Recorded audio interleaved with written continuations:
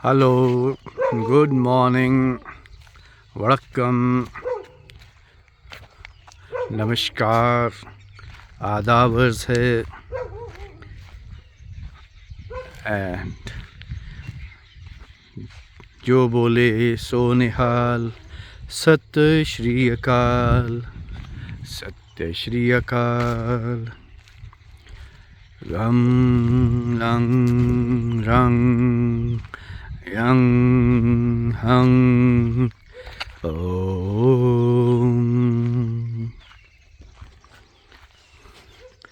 I am today back to my water hole of the soul, the Bhagado village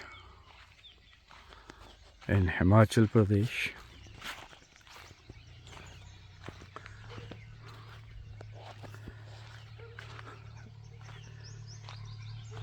I had received a very interesting email from friend, brother Dinesh Bhai Mehta.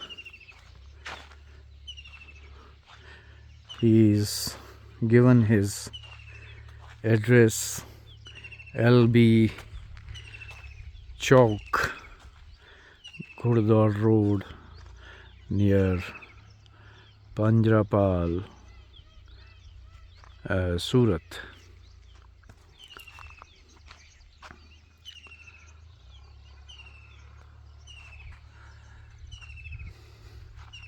And the interesting part, he says, are you a new guru or trying to be a new guru? Where is your ashram? And how many disciples do you have?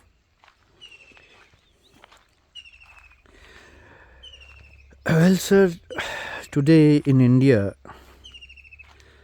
we have plethora of gurus of all statures, hues, and disciplines.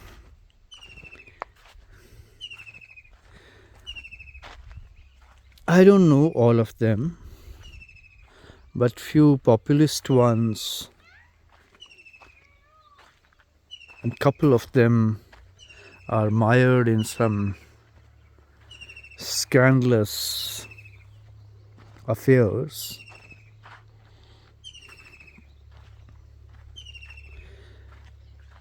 Unfortunately, the tradition of gurus in India, a very, very ancient tradition, went, or rather was exposed to international light by Swami Ram Tirtha, Vivekanand,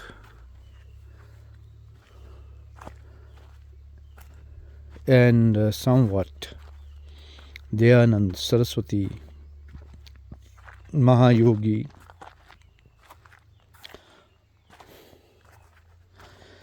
and some of the people from abroad also became gurus.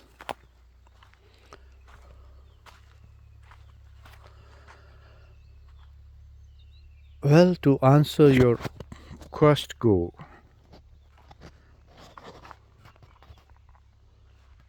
I am not a guru in the sense that is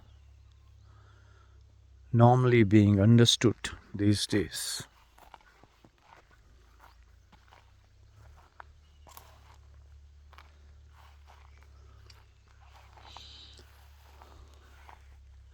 Today, gurus that I know of that are also available on social media, they are multimillionaires.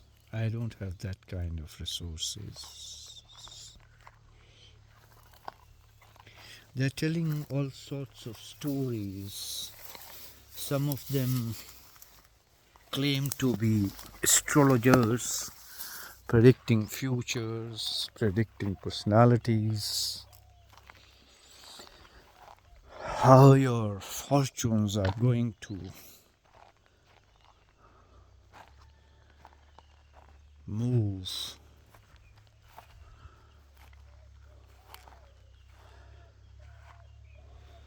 And some of them are actually conducting businesses.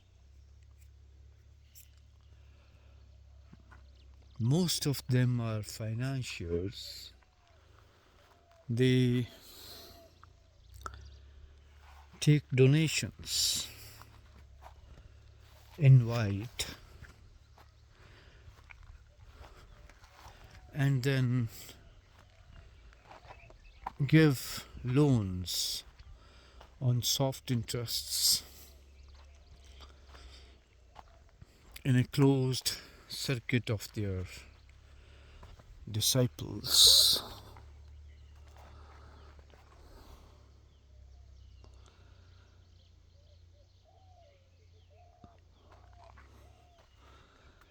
Such gurus have all kinds of disciples.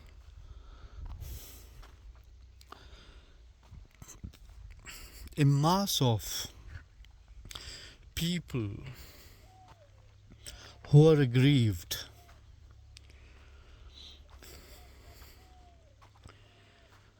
a mass of people who are in pain, frustration, under immense strain, financial, emotional.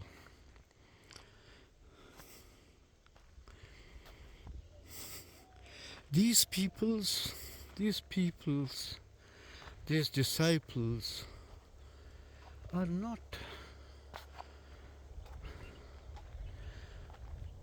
coming to these gurus for knowledge or for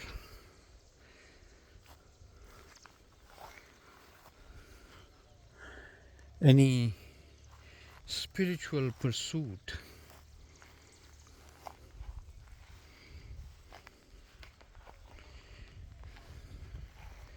As in Gita they say,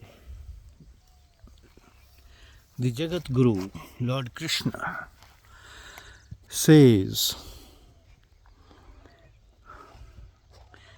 Chaturvidha bhajante mam nara.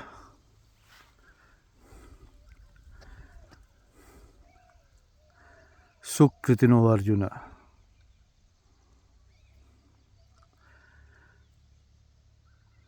Artha, Artharthi, Jigyasu Gyani Bharatvarshava.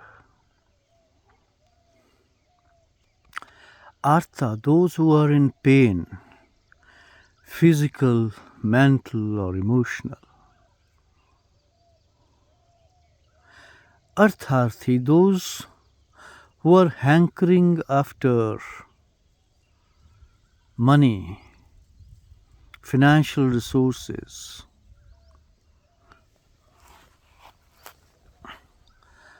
The material things, the material possessions.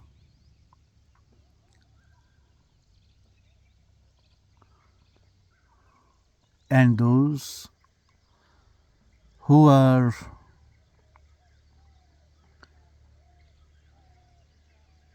somehow curious as to what God is, who God is. And then the last category is those who are wise, who have found their ultimate aim of being human.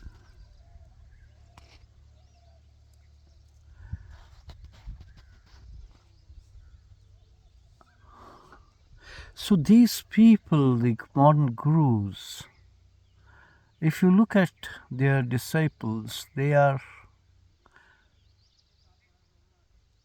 just the first two and none beyond. And these gurus, if you look at their posts, seldom do they impart the wisdom, the spiritual pathway. Seldom do they take their disciples to the ultimate goal of being human being, and that is realization and liberation of soul, the Purusha in you. I am not at all inclined to be part of this business. If I have to do a business, there are umpteen sectors where we can do business, but not in the name of God and in the name of spiritual pathways, in the name of religion. It is the most heinous sin against the soul to be a guru and then let your disciples believe that they will have no trouble in their material life once they become your disciples.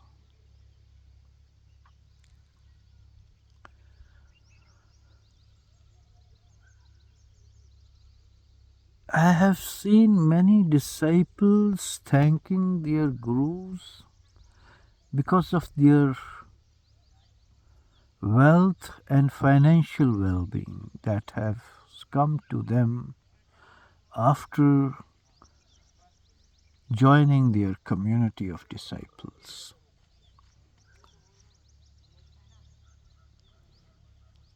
We must understand what is the ancient paradigm of being a guru.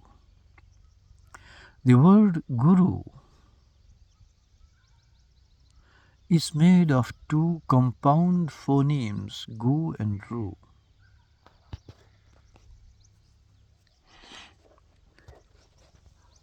The phoneme g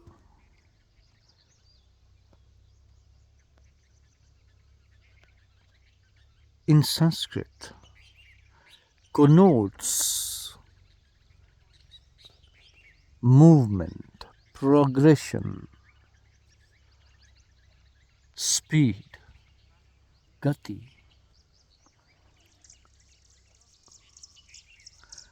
And ra in Sanskrit, the phonemes also have been given certain connotations and meanings, so that the word itself should mean or denote the object or subject that is indicated through that word.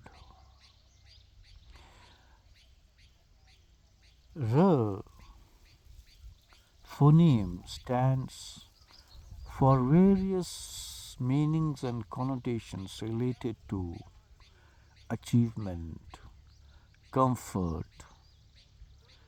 desired goal, desirous, comforting, pleasant, and both the phonemes have been given the vowel of U. If you look at the symbol of U, it is a curl. So a guru was supposed to clear the curls, the loops that are there in attaining the ultimate goal of human life with a consistent progression and speed. It started with imparting simple elementary knowledge of reading, writing, arithmetic, rhetoric, and went ahead imparting skills, imparting knowledge about various disciplines, works, occupations, scriptures,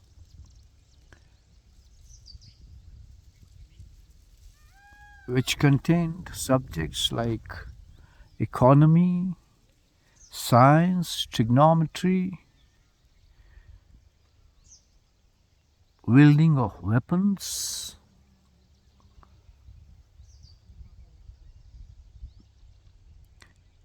philosophies, pathways of spiritual attainment.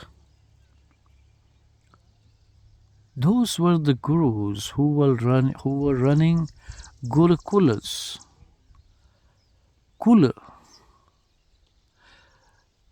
was also used to indicate larger families. Harikul, we would ask to which kul you belong. That was family. And Gurukula meant that all the students of that guru will form one large family. They will have the same set of values. They will follow certain definite philosophies in their life. Whether these pupils subsequently conduct businesses or are experts on weaponry or skills of intellectual fields, they be vets or the doctors or accountants or advocates or maybe kings, priests, and themselves may become gurus.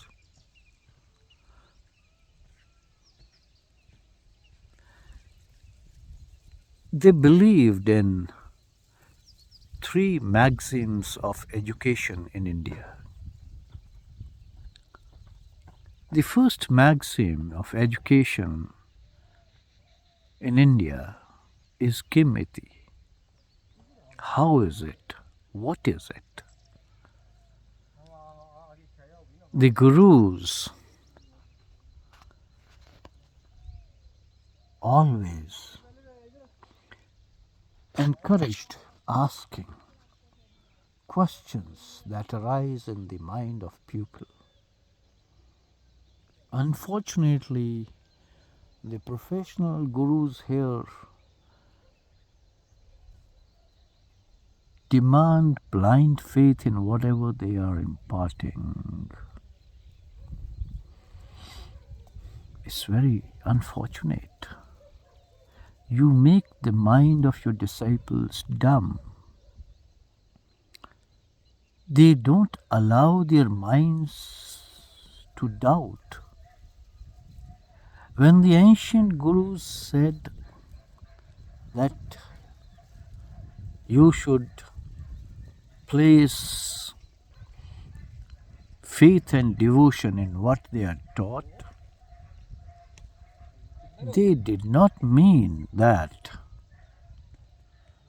no questions will be asked, no doubts will be raised. They meant that they will be true to the philosophies that will come in the course of their education, and they will improve upon that. They meant the value system that they were imparting to their pupils, to their disciples, to be devoted to that discipline, to follow it in their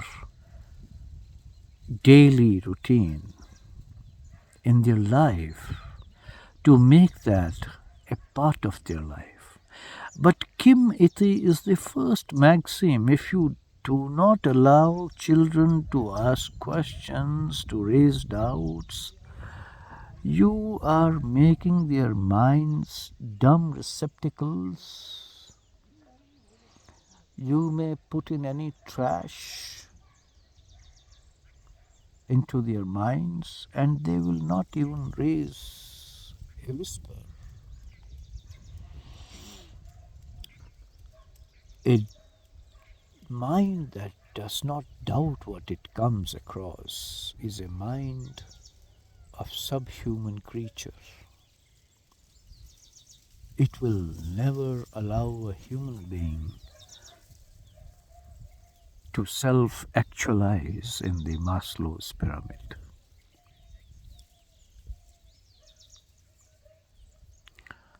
The second maxim is Charayaviti, that whatever you have gained should move on, should progress. Whatever you have learned is not to be just sat upon. It needs further research and development. This spirit of research and development is enshrined in this maxim, Charayaviti. Charayaviti, Charayaviti, which means go on, move on, move on. Have more wisdom, have more information, have more knowledge. Turn it into wisdom. Unfortunately, I see today students have loads and loads of information. How this information is to be formulated into knowledge and how the knowledge is to become wisdom is what Guru ought to have taught them. But even the Gurus are imparting only information. They are telling stories, Puranic stories, where Puranas themselves at the beginning say that these are anecdotes demonstrative of certain wisdom. The sutras of Shastras are, sutra means a thread. It is only indicative of the wisdom that a guru has to impart. The very Vedanta, the entire Upanishadic culture, is based on Kimiti Charayaviti. It is in dialectic. It is in conversation of questioning pupil and answering teacher. The very darshan, why I say darshan, Gita is a seventh darshan. It is again question, answer, question, answer. It's a Jagat Guru Krishna and the pupil is Arjun.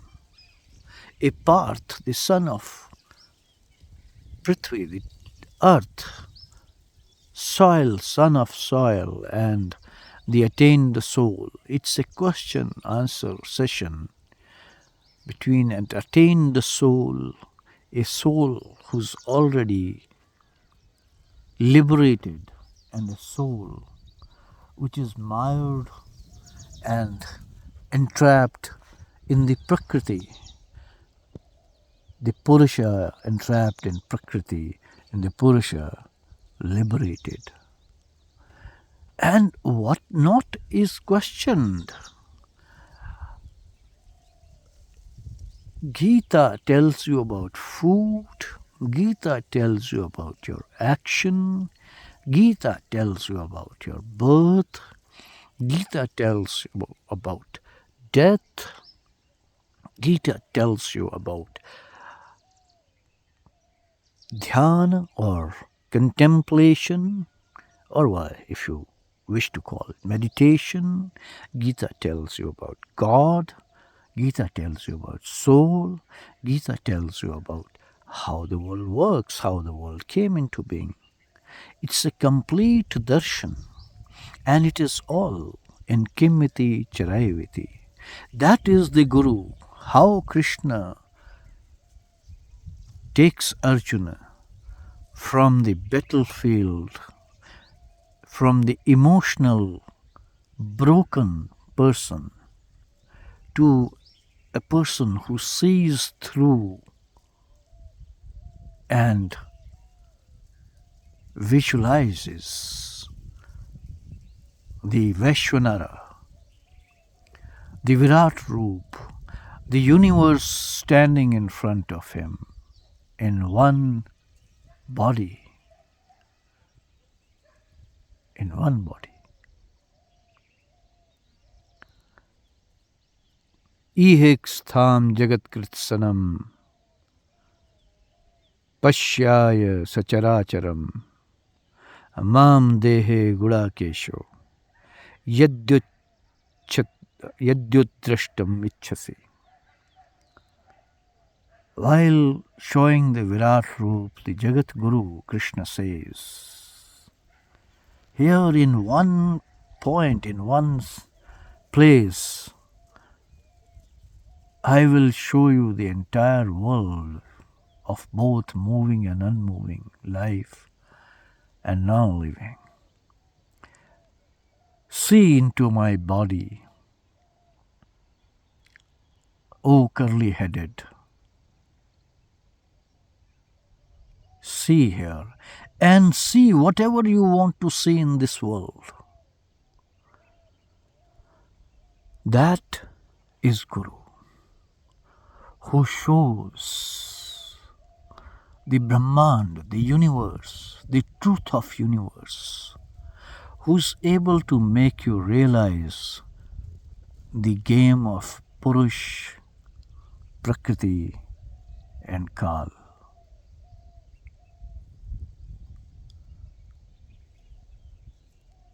If given an opportunity,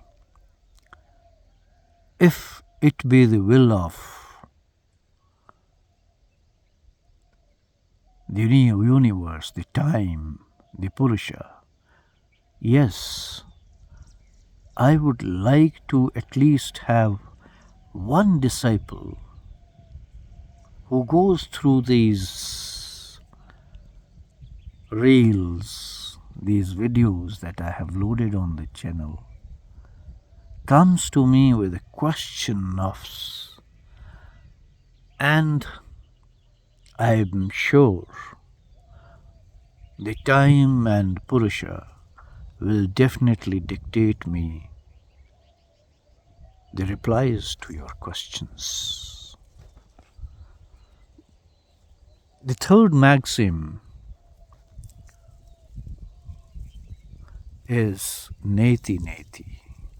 There is no end to knowledge. There is no end to the world knowledge. Every time you will be born, another set of information, another set of data, another set of knowledge will be there.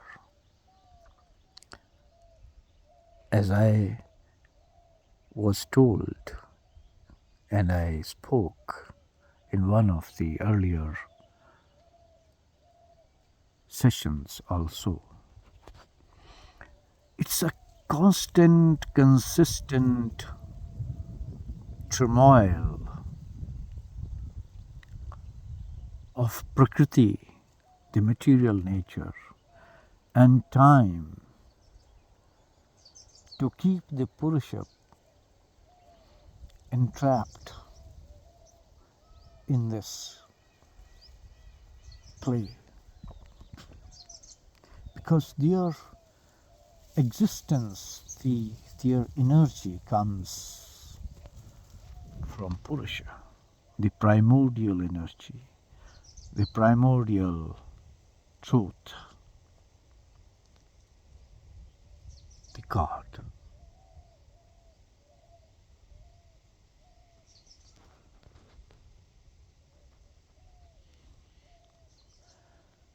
There is a doha in Hindi, Guru Gobind do khade, काके लागू पाओ. पहले गुरु आपनो गोविंद दिए बताओ. That means on one side is the Guru, and on the other side is the God. And I am in dilemma. Whom should I pay obeisance first? The God indicates, and that is the secret.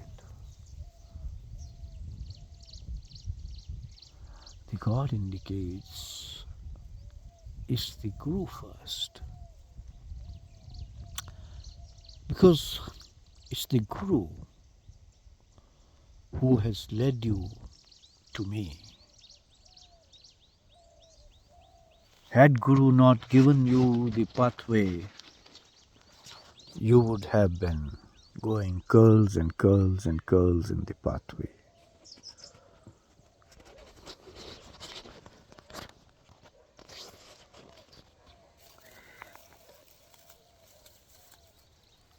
So, I don't have the resources to have an ashram or a place to host my disciple, if any. However, I'll reply and I will make you comfortable in whatever little I have.